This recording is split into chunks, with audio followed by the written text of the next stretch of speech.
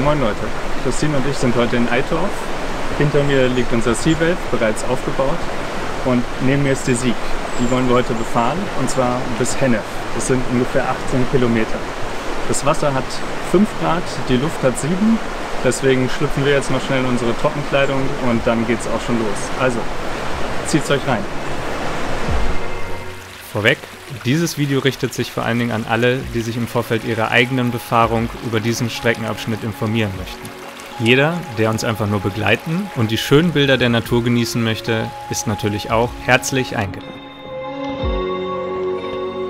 Der Platz bei der Brücke, der Brückenstraße in Eitorf, eignet sich sehr gut zum Aufbauen des Bootes und zum Einwassern. Zum Ausladen kann man bis auf 50 Meter ans Wasser heranfahren und parken kann man dann kostenlos beim Siegtal-Gymnasium, was keine 500 Meter Fußweg entfernt ist. Auch vom Eitorfer Bahnhof aus sind es nur 700 Meter Fußweg. Die Tour beginnt mit einem kurzen, ruhigen Stück, aber starker Strömung, sodass man schnell vorankommt, wie auf den meisten Abschnitten der Sieg.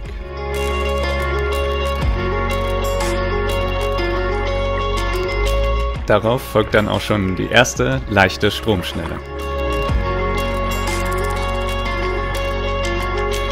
Zur Befahrung der Sieg ist ein Pegel von mindestens 30 cm bei der Messstation Eitorf vorgeschrieben, wobei dies auch schon sehr niedrig angesetzt ist.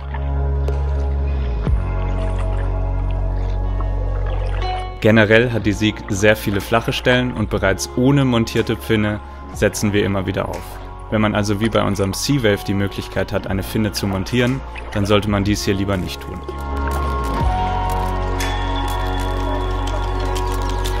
Auf einen sehr langen, ruhigen Abschnitt folgt dann eine weitere Stromschnelle. Diese lässt sich am besten ganz links befahren.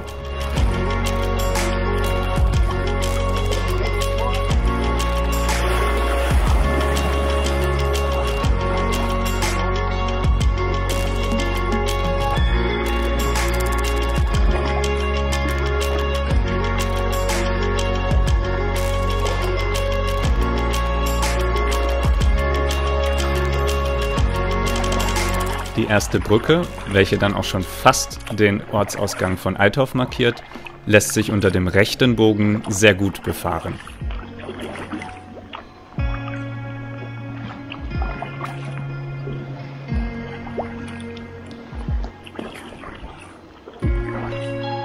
Der Brücke folgt dann wieder ein langer, überwiegend ruhiger Abschnitt.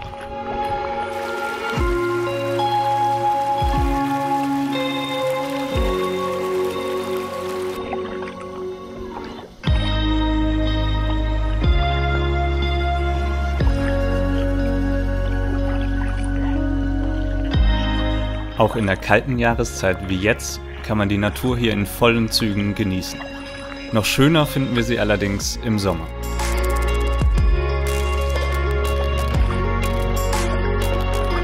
In Hennef haben wir unser zweites Auto übrigens an der Dr.Pagenstecher-Straße geparkt. Allerdings ist das Parken hier nicht immer kostenfrei. In den Sommermonaten muss man dafür bezahlen. Dafür liegen die Parkplätze aber auch wirklich direkt am Ein- und Auspunkt.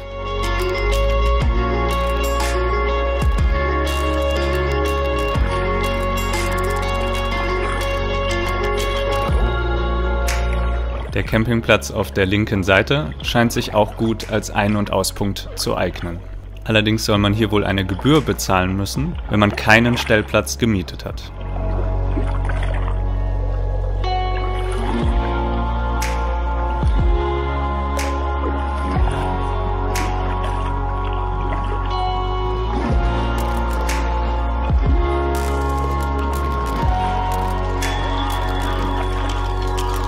Am Ende des Campingplatzes folgt dann eine Eisenbahnbrücke, vor der rechts ein umgekippter Baum im Wasser liegt. Zumindest zum Zeitpunkt unserer Befragung.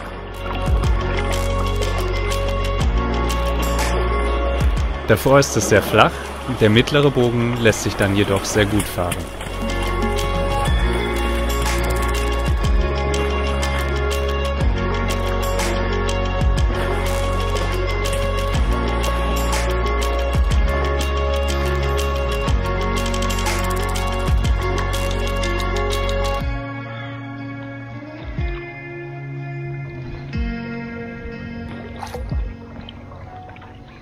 Wie anfangs erwähnt, ist es nicht besonders warm und Trockenkleidung sowie warme Unterbekleidung gehören auf jeden Fall zur Ausrüstung dazu.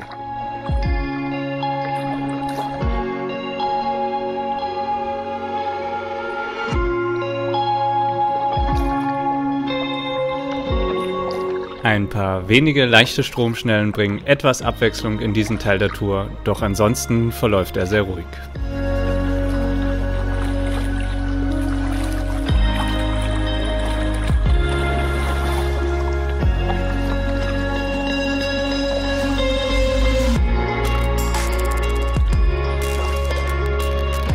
Diese kleine Insel umfährt man am besten auf der linken Seite, da es auf der rechten sehr flach ist.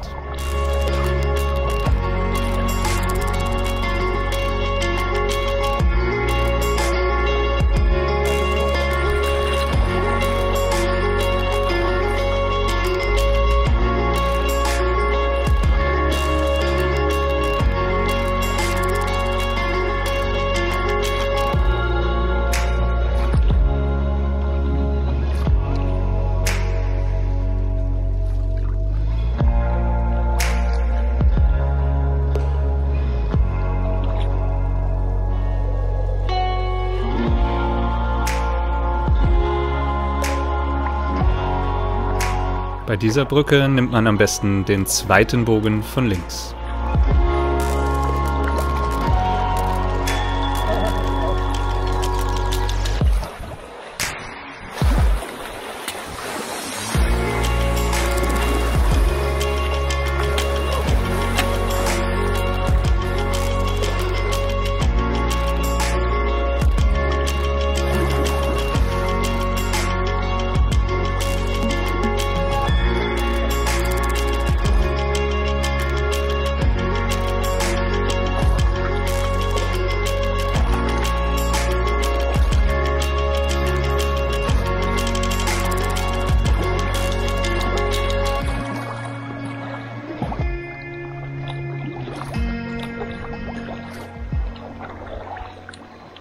Stellen wie hier rechts, die zu einem kleinen Päuschen einladen, kommen auf der Tour immer wieder vor. Aber leider kommt man auch der Straße immer wieder mal näher und der damit verbundene Geräuschpegel zerstört etwas die romantische Atmosphäre der Tour. Das ist allerdings schon Jammern auf höchstem Niveau.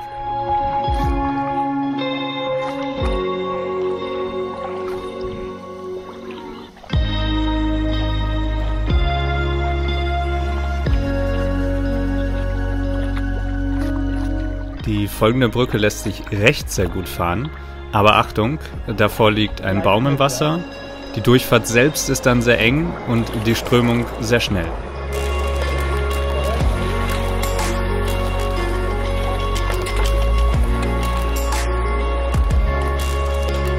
Direkt hinter der Brücke kommt mal wieder eine flache Stelle. Das Klackern im Hintergrund ist übrigens unser Ruder, das aufsetzt, da ich mal wieder nicht schnell genug war, es hochzuziehen.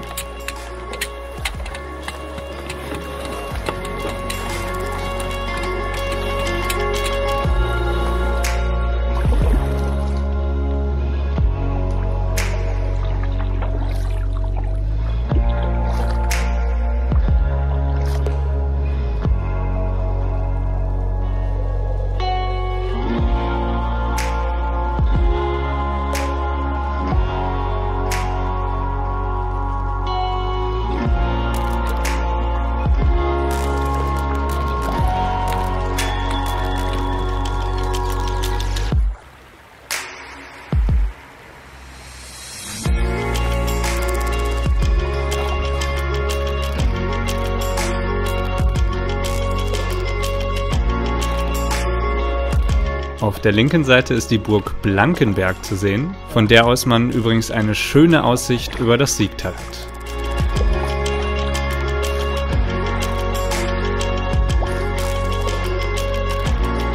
Bei der 6. Brücke der Tour nimmt man am besten den linken Bogen und hält sich dort mittig, um die darauf folgenden Stromschnellen dann ebenfalls mittig zu befahren.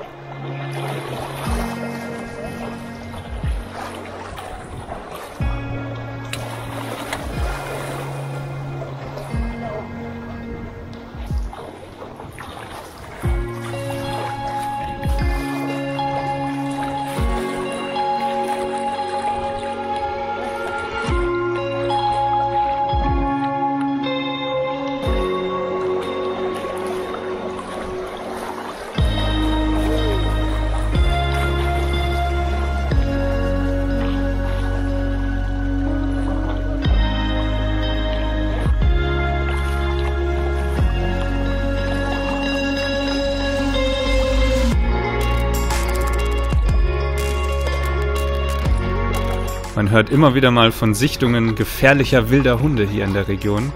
Doch Gott sei Dank ist man auf dem Wasser meistens vor ihnen sicher.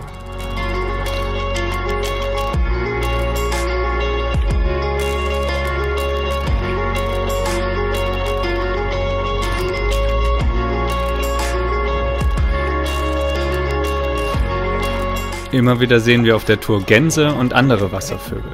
Auch ein seltener Eisvogel ist uns begegnet. Leider haben wir es nicht geschafft, den auf Video festzuhalten.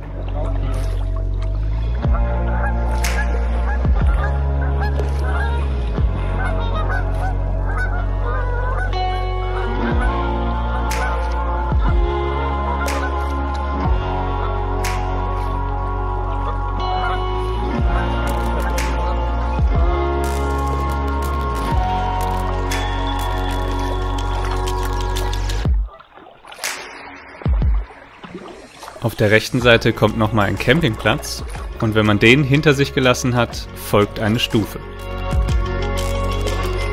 Die Stufe lässt sich angeblich rechts von der Mitte oder ganz links gut fahren.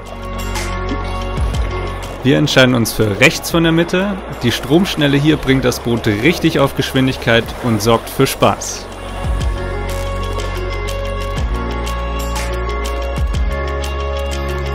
Danach sollte man sich dann direkt etwas rechts halten.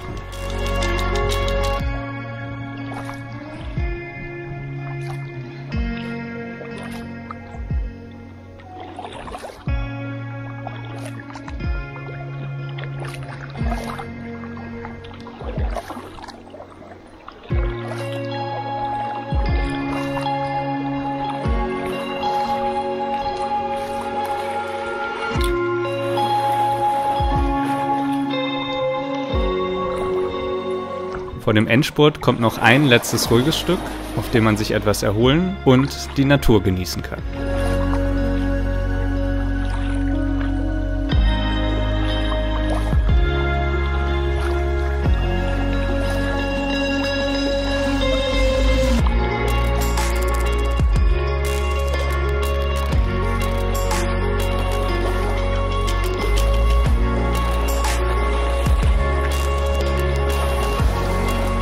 Die Insel, die nach dieser Stromschnelle kommt, sollte man rechts umfahren, sich danach allerdings direkt links halten, um Steine im Wasser zu umgehen.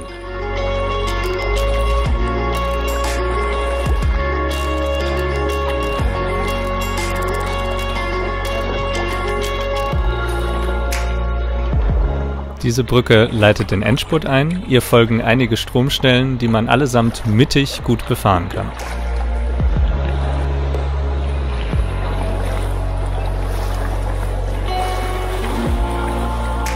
Die Sieg ist mit bis zu sage und schreibe Wildwasserstufe 1 angegeben, was ich nach dieser Tour auch so unterschreiben würde.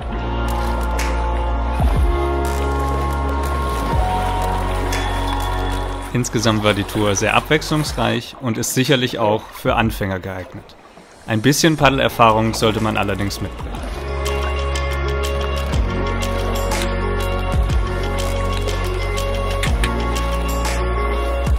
Der Ausstieg liegt genau unter dieser Brücke auf der rechten Seite.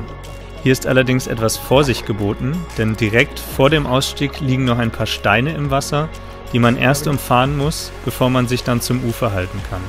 Außerdem wird die Strömung direkt danach wieder schneller und reißt einen schnell mit. Wir lenken etwas zu spät ein und verpassen den Ausstieg daher knapp, können uns aber trotzdem noch gut halten. Und damit endet dieses Video, da nach uns eine große Gruppe Kanuten kommt und wir uns mit dem Abbau sehr beeilen müssen. Wir hatten sehr viel Spaß und können die Tour wirklich jedem nur empfehlen. Vielen Dank, dass ihr dabei wart und wir freuen uns, wenn ihr das nächste Mal wieder einschaltet. Macht's gut!